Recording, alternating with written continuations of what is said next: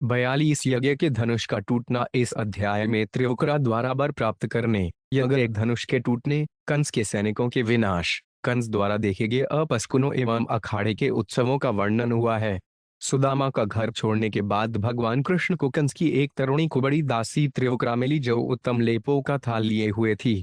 भगवान ने उससे पूछा कि तुम कौन हो और तब उससे कुछ लेप मांगा। भगवान के सौंदर्य तथा विनोदी वचनों से ललचाकर त्रिवक्रा ने कृष्ण तथा बलराम दोनों को प्रचुर लेप प्रदान किया। बदले में कृष्ण ने उसके पैर के अंगूठों पर अपने चरण कमल रखे, उसकी डूडी पकड़ी और ऊपर उठाया तो उसका कुबड़ ठीक हो गया। अब इस सुंदर तथा मनोहर त्रिवक्रा ने कृष्ण के ऊपरी वस्त्र का छोर पकड़ लिया और उनसे अपने घर चलने के लिए कहा। कृष्ण ने उत्तर दिया कि कुछ कार्य करने के बाद वे अवश्य ही उसके घर आकर उसकी मानसिक पीड़ा दूर करेंगे। तत्पश्चात दोनों भगवानों ने मथुरा का दृश्य देखना जारी रखा। जब कृष्ण तथा बलराम राजमार्ग से होकर जा रहे थे तो व्यापारियों ने विविध उपहारों के साथ उनकी पूजा की।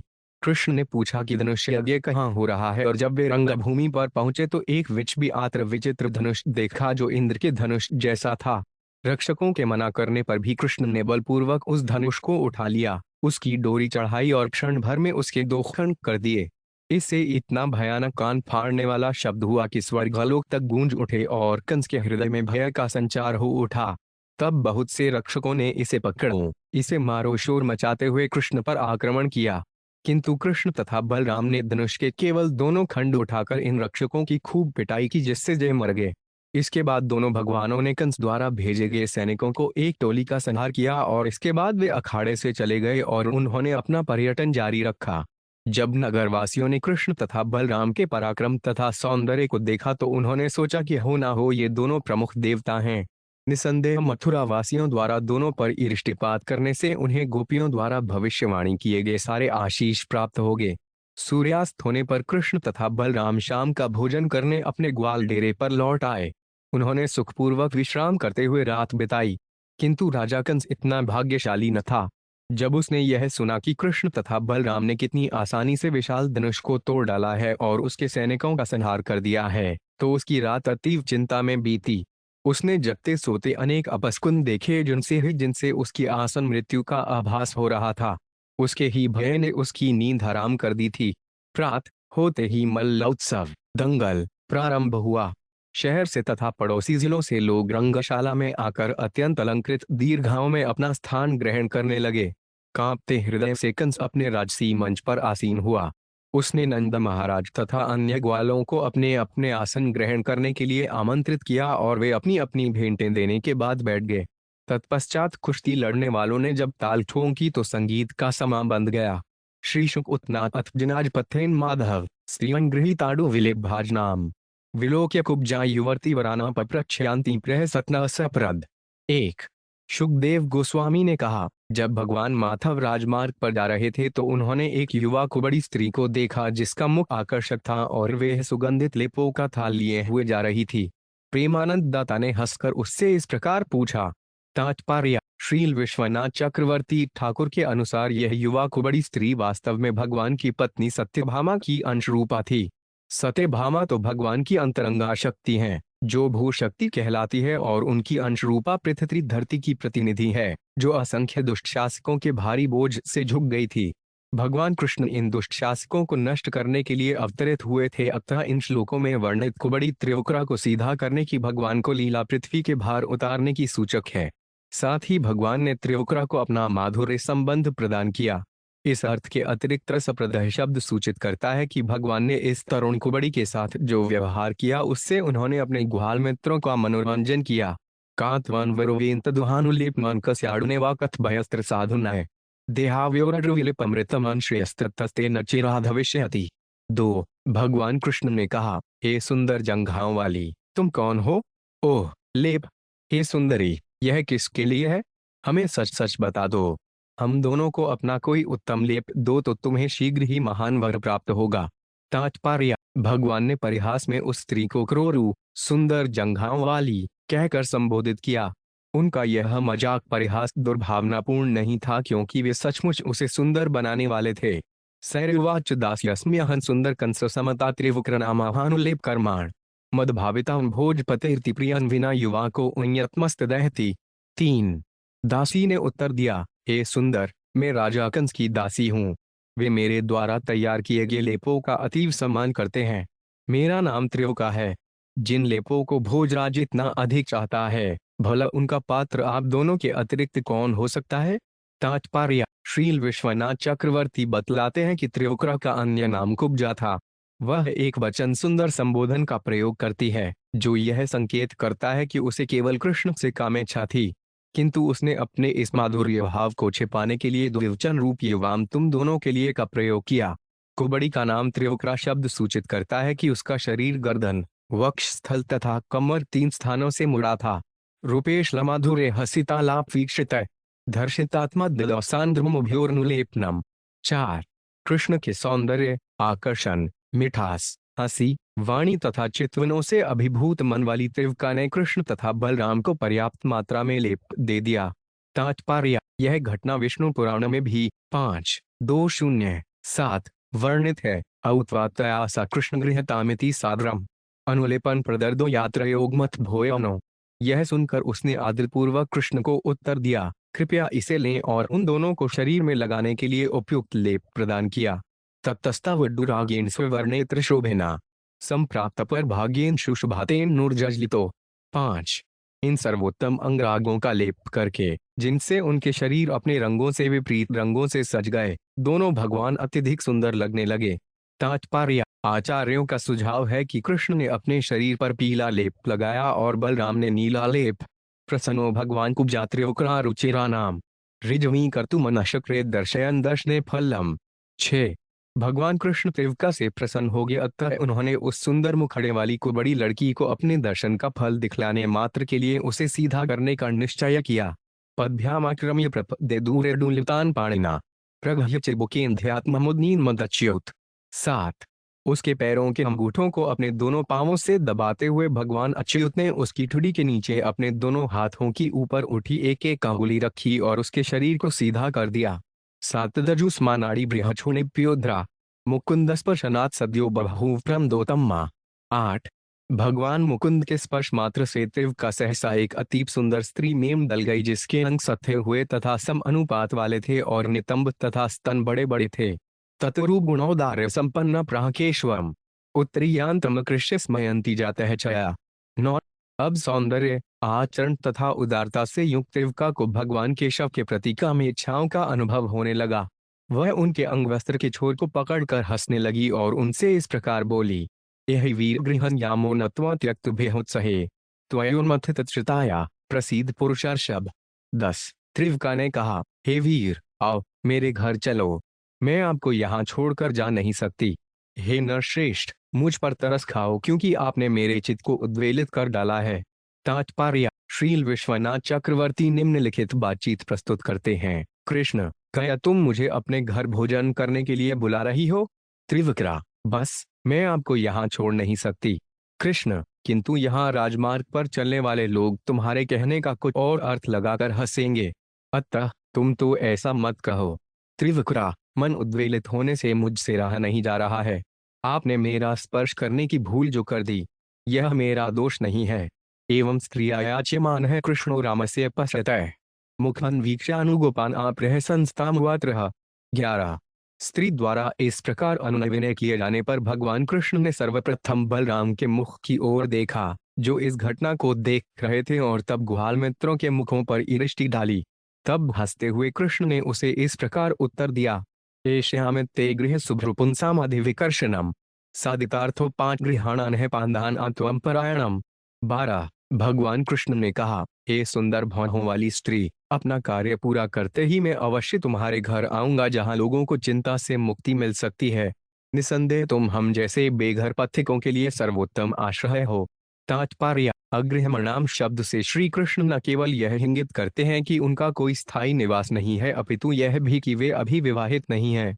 विसृज्य माधव्या वाण्या ताम्बजन्मार्ग वणिक पथे नानोपायन ताम्बूलसरगंध है साग्रजोईर्चित। 13.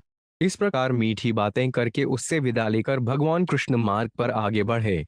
रास्ते भर व्यापारियों ने पान, मालाएं तथा सुगंधित द्रव्य से युक्त नाना प्रकार की सादर भेंटें अर्पित करके उनकी तथा उनके बड़े भाई की पूजा की। तहर्षण स्मरक शोभादात्मानविदं स्मृय विस्रस्तवासकवर वल्या लेख मूर्तय। 94। कृष्ण के दर्शन से नगर की नारियों के हृदय में कामदेव जाग उठा। इस प्रकार क्षुब्ध होकर वे अपनी सुध बुधवार खो दी। उनके परिधान लट तथा उनके कंगन ढीले पड़ जाते और वे चित्र में बनी आकृति सी स्तब्ध खड़ी रह जाती। तात्पर्य: श्रील विश्वनाथ चक्रवर्ती कहते हैं कि चूंकि कृष्ण को देखते ही मथुरा की खरत्रियों में माधुर्य आकर्षण के लक्षण प्रकट हो आए थे, क्योंकि वे नगर में सर्वोच्च भक्त थीं। कामदेव के 10 लक्षण इस प्रकार बताए गए हैं: चक्षुज्ञ, प्रदत्थे चित्त संगस्ततो उत्संकल्प, निदगा छेदस्तनुवा विषय निवृत्ति विपान्नाश, उन्मादो यूर्छागृतिरितेटा, स्परदशा दर्शयावस्वो। सर्वप्रथम आंखों के माध्यम से व्यक्त आकर्षण, तब मन में गहन आसक्ति, तब संकल्प, निद्रा का हास, दुर्बल होना, बाह्य वस्तुओं में अरुचि, निर्लज्जता, उन्माद, मूर्छा तथा मृत्यु, ये कामदेव के प्रभाव की 10 दशाएं हैं। श्रील विश्वनाथ चक्रवर्ती ठाकुर यह भी इंगित करते हैं कि जिन भक्तों में शुद्ध भगवत प्रेम होता है उनमें सामान्यतया मृत्यु लक्षण प्रकट नहीं होता, क्योंकि कृष्ण के संबंध में यह अशुभ है। किंतु उनमें अन्य नव लक्षण प्रकट होते हैं जिनकी परिणति परम आनंद में मूर्छा में होती है। ततः पौरांतरिचमानो धनुष्यः स्थानमच्युतः तस्मिन् प्रविष्टोदच्छेद्धनृहन्ध्रमिवाद्भुतम्। 15। तत्पश्चात कृष्ण ने स्थानीय लोगों से वे स्थान पूछा जहां धनुष यज्ञ होना था। जब वे वहां गए तो उन्होंने विस्मयकारी धनुष देखा जो इंद्र के धनुष जैसा था। पुरुषैर बाहुभिर्गुप्तमर्तता उन परमर्षदिमत वार्यमाणो निभे कृष्ण प्रसाद धनुरादे। 16। उस अत्यंत ऐश्वर्ययुक्त धनुष की लोगों की विशाल टोली द्वारा निगशनी की जा रही थी और वे लोग उसकी आदर भाव से पूजा कर रहे थे। तो भी कृष्ण आगे बढ़ते गए और रक्षकों के मना करने के बावजूद उन्होंने उस धनुष को उठा लिया। करेन वामेन सलील मुधुतां सजन चकृत्वा निमिषेण पश्यताम नृणाम विकृष्य प्रभरण मध्य तो यथेच्छुदंडं मदकर्युरुक्रम। 97। अपने बाएं हाथ से उस धनुष को आसानी से उठाकर भगवान उरुकम ने राजा के रक्षकों के देखते देखते एक क्षण से भी कम समय में डोरी चढ़ा दी। तत्पश्चात उन्होंने बलपूर्वक डोरी खींची और उस धनुष को बीच से तोड़ डाला जिस तरह मत वाला हाथी गजने को तोड़ दे। धनुषो भजमानस्य शब्दः खनरोदसी दिश पूर्यामास्य श्रुत्वा कंसस्त्रास्मुपागमत्। 18। धनुष के टूटने की ध्वनि पृथ्वी तथा आकाश की सारी दिशाओं में भर गई। इसे सुनकर कंस भयभीत हो उठा। तदक्षिण सानुचमान को पिता आतायन गृहीतु कामा आવુर्गुड्मतावध्यतामिति। 19। तब क्रुद्ध रक्षकों ने अपने अपने हथियार उठा लिए और कृष्ण तथा उनके संगियों को पकड़ने की इच्छा से उन्हें घेर लिया और पकड़ लो, मार डालो कहकर चिल्लाने लगे। अथ तांदुर्भिप्रायान्विलोक्य बलकेशवो क्रुद्धो धन्वन आदाय शक्लित आंशवं जघ्नतु। 20। दुर्भावना से रक्षकों को अपनी ओर आते देखकर बलराम तथा कृष्ण ने धनुष के दोनों खंडों को अपने हाथों में ले लिया और वे उन सबों को इन्हीं से मारने लगे। बल चकन सप्रहिता हत्वा शाला मुखा ततः निष्क्रम्य चेतुई एटो निरीक्षपुर संपद। 21। कंस द्वारा भेजी गई सैन्य टुकड़ी को भी मारकर कृष्ण तथा बलराम यज्ञशाला के मुख्य द्वार से निकल आए और सुखपूर्वक ऐश्वर्यमय दृश्य देखते हुए नगर में घूमते रहे। तयोस्तदद्भुतां वीर्य निशाम्य पूर्वासिनः तेज प्रागल्भ्यमान रूप धर्मेनिरे विबुध होता मोट। 22। कृष्ण तथा बलराम द्वारा किए गए अद्भुत कार्य तथा उनके बल साहस एवं सौंदर्य को देखकर नगरवासियों ने सोचा कि वे अवश्य ही 2 मुख्य देवता हैं। तयोर्वितनर्तो स्वैर्मादित्यो 5 तमपे इवान कृष्ण राम अभृतोगोपैपुराक्षकटमीयतु। 23। जब वे इच्छानुसार विचरण कर रहे थे तब सूर्य अस्त होने लगा था, अतः वे ग्वाल बालों के साथ नगर को छोड़कर ग्वालों के बैलगाड़ी वाले खेमे में लौट आए। गोपियों मुकुंद विग्मे विरहातुराया आशास्ता शिश्रिता मधुपुर भुवन संपश्यता पुरुष भूषण गत्र लक्ष्मी हिले त्रातृबजतश्नक में उयमान श्री। 24। वृंदावन से मुकुंद कृष्ण के विदा होते समय गोपियों ने भविष्यवाणी की थी कि मथुरावासी अनेक वरों का भोग करेंगे और अब उन गोपियों की भविष्यवाणी सत्य उत्तर रही थी, क्योंकि मथुरा के बासी पुरुष रत्न कृष्ण के सौंदर्य को एकटक देख रहे थे। निसंदेह लक्ष्मी जी उस सौंदर्य का आश्रय इतना चाहती थी कि उन्होंने अनेक अन्य लोगों का परित्याग कर दिया, यद्यपि वे उनकी पूजा करते थे। अवनिक्ताडुद्रियुगलो भुक्त्वा क्षीरोपसेचनम उष्तुस्ता सुक्रात्रि ज्ञात्वा कंसचिकीर्षितम। 25। कृष्ण तथा बलराम के पांव धोए जाने के बाद दोनों भाइयों ने खीर खाई। तत्पश्चात यह जानते हुए ही कि कंस क्या करना चाहता है, उन दोनों ने वहां सुखपूर्वक रात बिताई। कंसस्तु धनुषो भड्ढ रक्षणा स्वबलस्य अचर वध निशम्य गोविंद राम विक्रीडितां परम। 26 दीर्घ प्रजागरो भीतो दुर्निभित्तानि दुर्मति बहुयं चष्टटोभ्यथा मृत्योदतिक्राणित्र। 27 दूसरी ओर दुर्भत्ति राजा कंस ने जब यह सुना कि किस तरह खेल की भांति कृष्ण तथा बलराम ने धनुष तोड़ डाला है और उसके रक्षकों तथा सैनिकों को मार डाला है, तो वे अत्यधिक भयभीत हो उठा। वह काफी समय तक जागता रहा और जागते तथा सोते हुए उसने मृत्यु के दूतों वाले कई अपस्कुन देखे। अदर्शनम स्वशिरसः प्रतिरूपेत्र सत्यपि असत्यपि द्वितीय च द्वैरूप्यं ज्योतिषा तथा। 28 छिद्र प्रतिष्ठायां प्राण घोषानुपश्रुति स्वर्ण प्रतीति वृक्षेषु स्वदानां दर्शनम। 29 स्वर्णे प्रेत परेश्वर खर्यान विषादनम यात्र लद्मालेकस्थलाभ्यक्तो दिगंबर। 30 अन्यानि चेत धमभूतानि स्वप्न जागृतानि चार परश्यन्मरण संतरस्तो निद्रा लिभे न चिंतया। 31 जब उसने अपनी परछाई देखी तो उसमें उसे अपना सिर नहीं दिखा, अकारण ही चंद्रमा तथा तारे दो दो लगने लगे, उसे अपनी छाया में छेद दिखा, उसे अपनी प्राण वायु की ध्वनि सुनाई नहीं पड़ी, वृक्ष सुनहली आभा से प्रचंड लगने लगे और वह अपने पद चिन्हों को न देख सका। उसने स्वप्न में देखा कि भूत प्रेत उसका आलिंगन कर रहे हैं, वह गधे पर सवार है और विष पी रहा है। यही नहीं, नलद, अड़हुल, फूलों की माला पहने और तेल पोते एक नंगा व्यक्ति उधर से जा रहा है।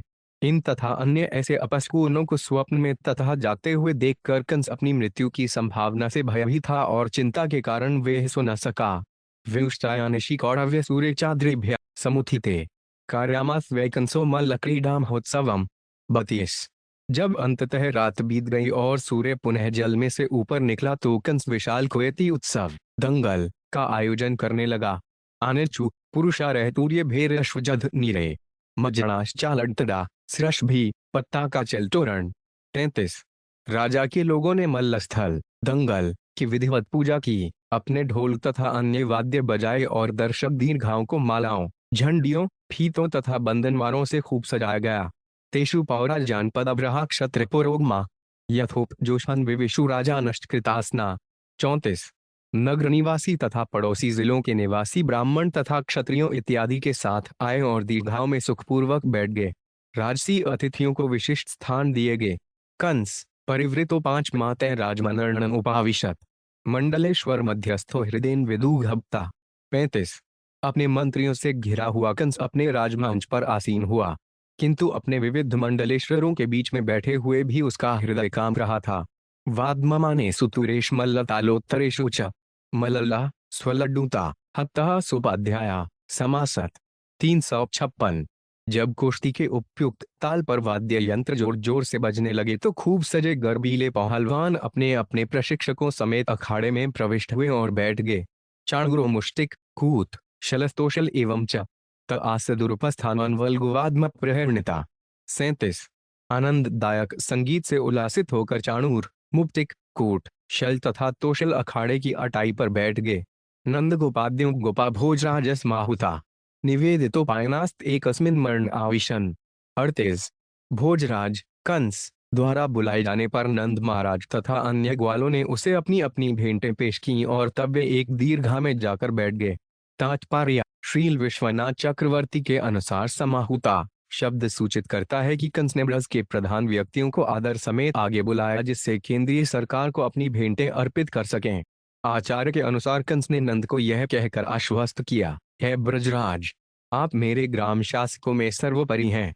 आप अपने गोप ग्राम से मथुरा तो आए हैं किंतु आप मुझसे भेंट करने नहीं आए। क्या इसलिए कि आप डरे हुए हैं? आप यह न सोचें कि आपके दोनों पुत्रों ने धनुष तोड़ डाला है इसलिए वे बुरे हैं। मैंने उन्हें इसलिए यहाँ आमंत्रित किया था क्योंकि मैंने सुन रखा था कि वे अतीव बलशाली हैं। मैंने यहाँ मल्ल प्रतियोगिता उनके शक्ति परीक्षण के लिए ही आयोजित की है, अतः आप बिना किसी संकोच के आगे आए, डरे नहीं। श्री विश्वनाथ चक्रवर्ती आगे बतलाते हैं कि नंद महाराज ने देखा कि उनके दोनों पुत्र वहां उपस्थित नहीं हैं। स्पष्ट था कि राजा कंस के आदेश को अवहेलना करके उन्होंने प्रातःकाल के समय को अवकाश के रूप में ले लिया था और वे कहीं चले गए थे। अतः कंस ने कुछ ग्वालों को उनकी खोज करने के लिए तथा उन्हें ढंग से व्यवहार करने और अखाड़े में वापस आने की सलाह देने के लिए नियुक्त कर दिया था। श्रील विश्वनाथ आचार्य यह भी कहते हैं कि दीर्घाओं में नंद तथा ग्वालों के बैठने का दूसरा कारण यह भी था कि राजमंच पर बैठने के लिए उन्हें स्थान नहीं मिल सका। इस प्रकार श्रीमद्भागवत के 10वें स्कंध के अंतर्गत यज्ञ के धनुष का टूटना नामक 42वें अध्याय के श्रीमद भक्ति वेदांत स्वामी प्रभुपाद के विनीत सेवकों द्वारा रचित तात्पर्य पूर्ण हुए।